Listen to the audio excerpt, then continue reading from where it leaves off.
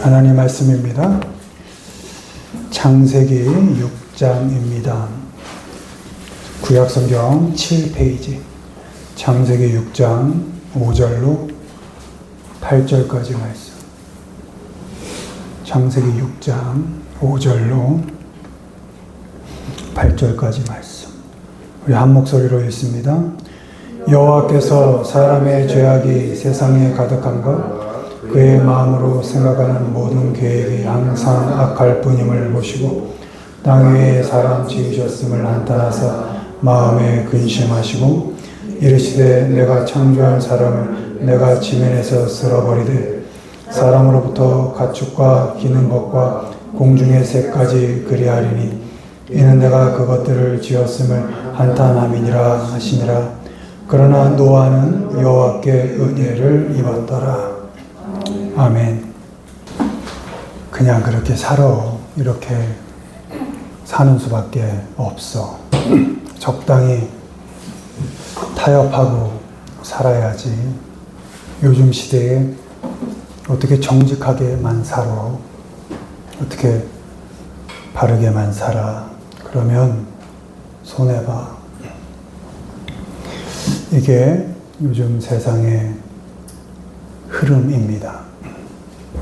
그 흐름이 우리 사람들을 무너뜨립니다. 믿음도 무너뜨리고 귀한 삶의 가치도 무너뜨리고 또 마음의 진심도 무너뜨립니다. 그런 흐름 속에서, 이런 세상의 흐름 속에서 하나님께서 믿는 자들에게 지금 물으십니다. 너는 이 흐름에 휩쓸릴 것이냐? 아니면 내 앞에서 멈춰설 것이냐? 그리고 성경은 오늘 이렇게 선언합니다. 그러나 노아는 여호와께 은혜를 입었더라. 모든 것이 무너져도 하나님의 은혜는 멈추지 않습니다. 하나님은 그 은혜를 붙잡는 사람을 통해서 세상이 어떻게 흘러가든 나에게 뭐라 협박하고 두려움을 주든 하나님의 은혜를 붙잡는 그 사람을 통해서 새로운 역사를 시작해 가십니다. 아멘. 1번 보시죠. 읽습니다. 무너진 시대 은혜는 여전히 그러나 노아는 여호와께 은혜를 입었더라. 아멘. 창세기 6장은 인류의 첫 번째 심판 이야기의 시작입니다. 아담 이후 사람들은 점점 하나님보다 자기 욕망을 따라 살았습니다. 그 시대는 어두웠습니다. 이상하죠? 사람이 자기 욕심대로 살면 왜 세상은 어두워질까요? 사람의 마음은 더 악해졌고 땅에는 폭력과 탐욕이 가득했습니다. 창세기 6장 11절 기록합니다. 온 땅이 하나님 앞에 부패하여 포악함이 땅에 가득한지라. 포악함이란 단순한 물리적인 폭력만을 말하는 것이 아닙니다. 사회적인 불의, 경제적인 착취, 약자를 향한 억압까지 포함하는 단어가 이 포악이란 단어입니다. 한마디로 그 창세기 6장에서 기록한 그 시대는 힘 있는 자들이 약한 자들을 짓밟으며 살아가던 세상이었습니다. 이상하죠? 인간이 나 잘 살겠다고 내 욕심대로 살기 시작하면 이상하게 세상은 더 악해지고 강한 자가 약한 자를 짓밟는 그런 세상이 된다니까 참 이상한 일이죠. 그 창세기 6장의 시대가 우리가 살아가는 지금의 세상과 별반 다르지 않습니다. 거짓, 어떻게 사실 진실대로만 살아. 욕심, 네 욕심을 좀 차려. 경쟁, 어떻게든 이기면 돼. 이겨야 돼. 불신, 사람을 어떻게 믿어?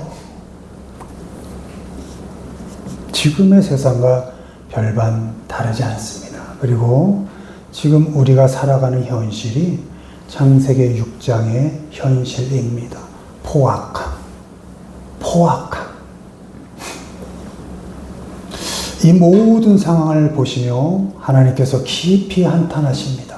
창세기 6장 6절, 여호와께서 땅 위에 사람 지으셨음을 한탄하사 마음에 근심하시고, 처음에 사람을 만드시고 얼마나 찬양의 말씀을 하셨습니까? 보기에 심히 좋았다. 너무너무 좋다. 그랬던 인간들이 그 삶에 악이 들어오므로 인해서 하나님이 한탄하게 되시고 마음에 근심하게 되셨다는 것입니다. 하나님은 단지 분노하신 것만이 아닙니다. 마음에 깊은 고통이 있었고 아픔이 있으셨다는 것입니다. 결국 하나님은 그렇게 타락한 세상을 심판하시기로 결정합니다. 내가 만든 것 다 쓸어버려야지. 그렇게 결정을 하십니다. 그런데 그때 성경은 이 한 문장을 기록합니다. 그러나 노아는 여호와께 은혜를 입었더라. 아멘. 그러나 세상이 어떻게 휩쓸려 가더라도 그러나 그 한 사람 노아는 여호와께 은혜를 입었더라. 아멘. 이 입었더라가 found입니다. found. 하나님의 원문대로 하면 하나님의 눈에서 은혜를 발견했다. 하나님은 계속 은혜를 베푸셨습니다. 인간들이 포악하게 살아가는 그 속에도 하나님은 자연의 질서를 허락하셨고 비를 내리시고 태양을 주시고 여전히 은혜를 베푸셨습니다. 그러나 포악한 인간들의 눈에 하나님의 은혜는 보이지 않았습니다. 그러나 단 한 사람, 노아만큼은 그 포악한 세상 속에서도 노아만큼은 하나님의 눈 속에서 은혜를 본 것입니다. 아멘. 이 그러나가 단지 노아 개인의 운명을 바꾼 것만은 아닙니다. 하나님의 구원 역사의 방향을 바꾼 단 한 사람의 응답이었던 것입니다. 노아는 하나님께 은혜를 입은 자로 살기로 결정한 것입니다. 은혜는 타락 속에서도 흐릅니다. 은혜는 죄보다 깊습니다. 가정이 무너질 때도, 사회가 거짓으로 돌아갈 때도 하나님은 포기하지 않으시고 여전히 은혜를 부어 주십니다. 아멘. 문제는 누가 그 은혜를 붙잡고 누가 그 은혜에 응답하며 사는가입니다. 여러분의 일상 속에서 하나님께서 지금도 은혜를 계속 베푸시고 계십니다. 여러분이 호흡하고 사는 것, 가정을 누리고 사는 것, 사회생활을 하는 것, 집을 나갔다 들어오는 것, 자녀가 밝게 환하게 웃으며 엄마 아빠를 찾는 것, 그 모든 것 속에 하나님께서 지금 은혜를 베풀고 계시는 겁니다. 아멘. 여러분 그 일상 속에서 노아처럼 그 하나님의 은혜를 발견하며 지금 살아가고 계십니까? 우리가 하나님의 그 은혜를 우리 일상 속에서 붙잡고 사는 그 단 한 사람, 노아가 되기를 바랍니다. 아멘. 우리 일상 속에서 하나님의 은혜를 발견하며 사시길 바랍니다. 아멘. 세상이 아무리 거짓을 부려 어떻게든 이기면 돼. 어떻게 그렇게 살아? 밟아야 이기지. 진실되게 살면 안 돼. 좀 속여야지.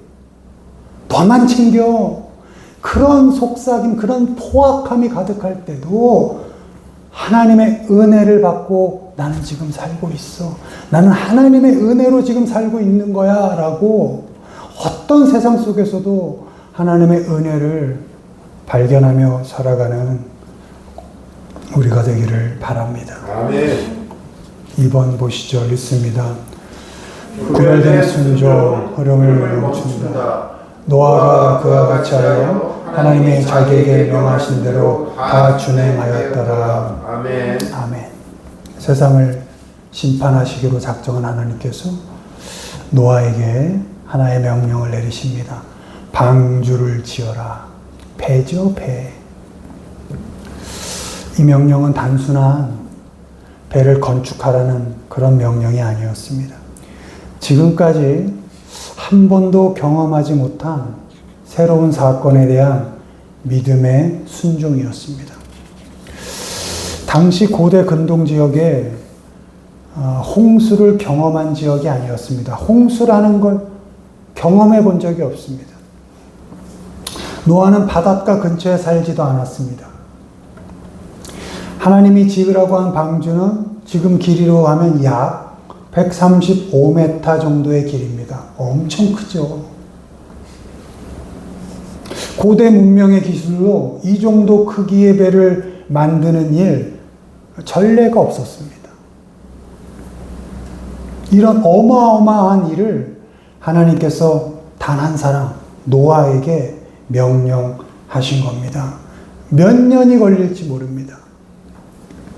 그 오랜 시간 동안 사람들의 조롱이 있을 겁니다. 바보 아냐? 비난이 있을 겁니다. 오해를 살 겁니다. 불신이 있을 겁니다.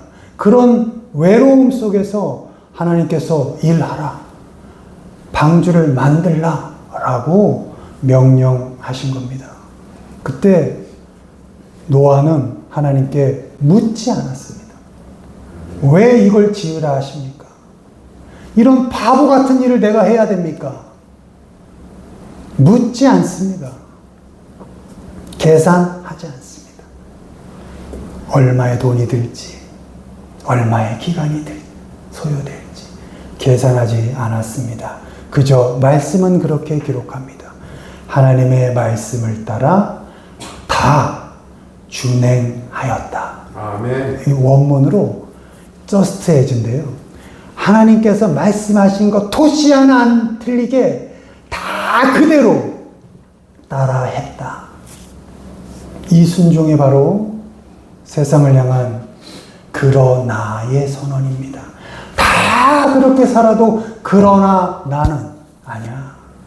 다 그렇게 해도 아니야. 나는 하나님의 말씀에 순종할 거야. 그 그러나가 내가 될 거야. 라는 순종의 모습이었습니다. 아멘. 노아의 방주는 믿음의 표현이었고 하나님의 구원을 준비하는 영적인 증언이었습니다. 오늘 우리에게도 이와 같은 방주 짓기의 부르심이 있습니다. 물리적인 배는 아니지만 우리의 가정 안에서 또 직장 안에서 우리가 속해 있는 공동체 안에서 하나님의 말씀을 붙들고 살아가는 삶의 자세, 그 삶의 자세가 방주입니다. 아멘. 세상이 어떻게 흘러가든 너는 내 말 토시 하나 안 틀리게 따라 할 수 있느냐? 너는 내 말씀에 따라 너의 가정에서 너의 방주를 지을 수 있느냐? 세상이 뭐라 협박하고 어떤 폭력을 쓰고 어떤 두려움을 주더라도 너는 내 말씀에 따라 그곳에서 너의 배를 만들 것이냐. 하나님 지금 우리에게 계속 부르고 계신 것입니다.